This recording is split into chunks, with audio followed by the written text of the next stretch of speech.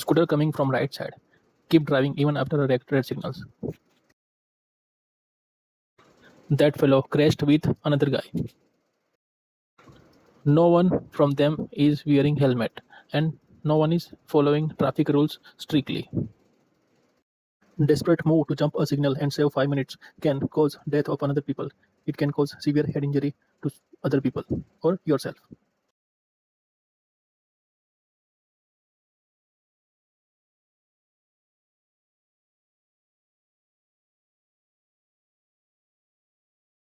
Big thumbs up to that girl for helping that guy.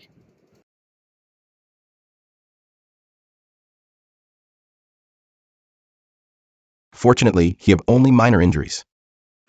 Always follow traffic rules for your safety and others' safety.